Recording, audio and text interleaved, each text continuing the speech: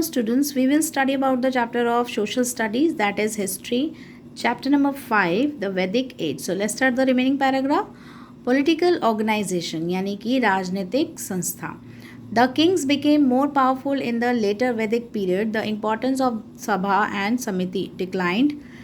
Gradually, kingship became hereditary and the crown generally passed on to the eldest son. The king's influence was strengthened by rituals and sacrifices like Rajaswa and Ashwamedha Yajna. All these rituals increased the power and prestige of the king. Gradually, the king started collecting tax from his subjects, which further strengthened his power and position. But even in the later Vedic period, the king did not have a regular army. They still had to depend on their clan in times of war. राजा जो है वो काफ़ी powerful शक्तिशाली होता था बाद के वैदिक काल में, और जो महत्व दिया जाता था वो सभा और समिति को बाद में दिया गया. बाद में इनका पतन हो गया और जो किंगशिप थी वो हेरिडिटी से यानी आनुवंशिक तरीके से चलती थी. जो जनरली जो है ये जो क्राउन है वो पास आउट होता रहता था. जैसे कि राजा जब राजा बनता था उसके बाद उसका बड़ा बेटा राजा बनता था. तो इस तरीके से ये आनुवंशिक तरीके से जो हमारा वंश है वो आगे बढ़ता जाता था. अब राजा जो है काफ़ी प्रभावित होता था उसकी जो शक्तियों से, उनके रिचुअल्स के द्वारा उसको सेक्रीफाइस करना पड़ता था, जैसे राजस्व और अश्वमेध यज्ञ से. और जो भी रिचुअल्स किए जाते थे, धार्मिक कार्यक्रम किए जाते थे, तो उससे वो अपनी शक्तियों को बढ़ाने के लिए किया जाते थे और राजा की एक प्रेस्टीज बनी रहे, उसकी इज़्ज़त बनी रहे, इस तरीके से काफ़ी किए जाते थे इस तरह के कार्यक्रम. और राजा ने क्या है बाद में टैक्स वसूलना भी स्टार्ट कर दिया और जिससे उसकी जो पावर है और पोजीशन बाद में बढ़ती चली गई. और बाद के वैदिक काल में राजा जो है रेगुलर आर्मी नहीं होती थी राजा के पास, और वो डिपेंड करता था on their clans in time of war. यानी कि वहाँ के जो गांव के हेड होते थे उनके ऊपर वो डिपेंड करता था लड़ाई के समय में. नेक्स्ट है सोशल ऑर्गेनाइजेशन यानी कि सामाजिक संगठन यानी सामाजिक संस्था या संगठन. By this time, Varna system had become hereditary. Now, Varna was fixed according to one's birth. A person's Varna determined his profession, social and economic status. Brahmanas were the religious and spiritual head of the society. All religious ceremonies were performed by the Brahmanas. They were also the teachers, gurus, and scholars. Thus, both religion and education were controlled by them. Kshatriyas were the warriors and supervised administration.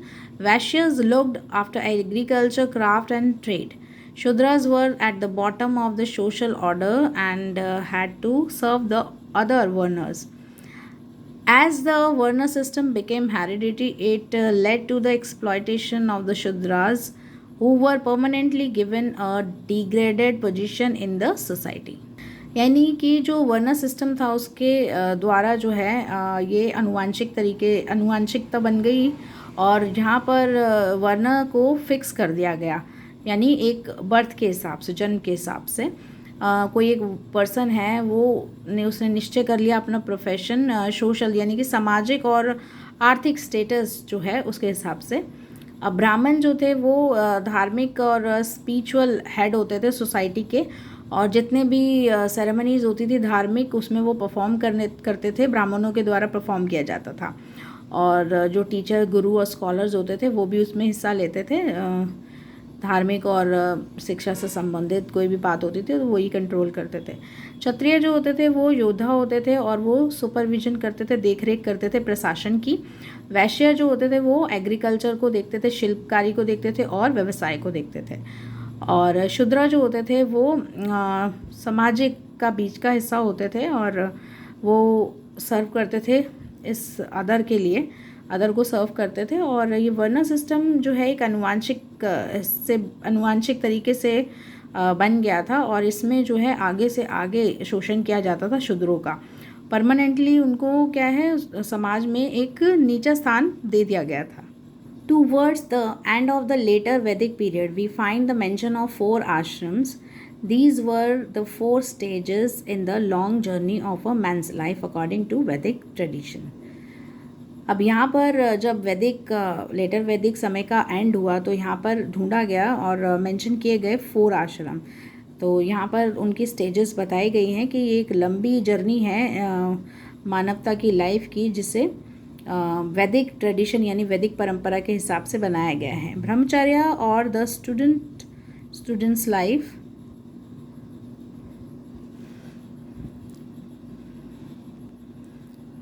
यानी कि ब्रह्मचर्य है जो कि विद्यार्थी का जीवन है।